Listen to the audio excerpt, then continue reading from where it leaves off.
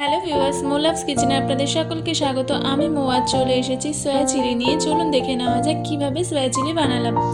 এখানে পেঁয়াজ নিয়ে নিয়েছি, পেঁয়াজটাকে আমি কিউব কিউব করে কেটে নিচ্ছি। এরকম বড় বড় একটু পেঁয়াজ নিয়ে কিউব কিউব করে আপনারা কেটে নেবেন। তারপরে আমি একটা ক্যাপসিকাম নিয়েছি, ক্যাপসিকামটাও কিউব কিউবভাবে কেটে নিলাম। এখানে আমি একটুখানি লঙ্কাও কুচিয়ে রেখে দিয়েছিলাম। আমি কিছুটা সয়াবিন নিয়েছি, সয়াবিনটাকে সিদ্ধ করে জল ঝরিয়ে নিয়েছি। তার মধ্যে একটা ডিম ফাটিয়ে দিয়েছি আর দিয়ে দিচ্ছি একটু কর্নফ্লাওয়ার। আদা আর রসুন একটু লঙ্কা পেস্ট করে নিলাম, সেটাই আমি এখানে দিয়ে দিলাম। দিয়ে আমি এখানে সয়াবিনগুলোকে ভালো করে মাখিয়ে নেবো। একটু হলুদ আর একটু লঙ্কার গুঁড়োও দিতে পারেন, না দিলে নাও দিতে পারেন। একটু এটা রেস্টে রেখে দিতে ভালো হয়, বাট আমার টাইম নেই, আমি তাই করে নিচ্ছি। অফিস যেতে হবে, খুব তাড়া আছে, তাই আমি তাড়াতাড়ি করে নিলাম।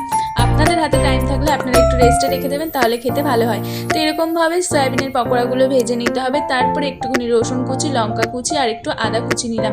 নিয়ে ফ্রাইং প্যানে আমি তেল দিলাম। এবার ওই কুচনো মশলাগুলো আমি দিয়ে দিলাম, দিয়ে একটু টস করে নেব।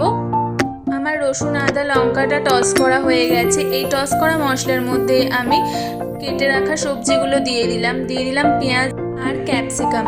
তারপরে এইগুলোকে আমি হালকা করে আবারও একটু টস করে নেব। টস করা হয়ে গেলে এর মধ্যে দিয়ে দেবো আমি সয়া সস, টমেটো সস আর দিয়ে দিলাম পরিমাণ মতো নুন আর চিনি। দিয়ে ভালো করে মশলাটা কষিয়ে নিয়ে আমি জল দিয়ে দিয়েছি। এবারে আমি একটা বাটির মধ্যে কিছুটা কর্নফ্লাওয়ার নিয়েছি, কর্নফ্লাওয়ারের মধ্যে একটু জল দিয়ে গুলিয়ে নিলাম। এবারে ওই ঝোলের মধ্যে আমি দিয়ে দিলাম, যাতে একটু ঝোলটা ঠিক হয়। একটু ফুটে উঠলে আর ঠিক হয়ে গেলে এর মধ্যে দিয়ে দেব ভেজে রাখা সয়া পকোড়াগুলো। তারপর ভালো করে ফোটালেই হয়ে যাবে সয়া চিলি। দেখুন, দেখতে যেমন ভালো হয়েছে, খেতেও কিন্তু বেশ ভালো হয়েছে।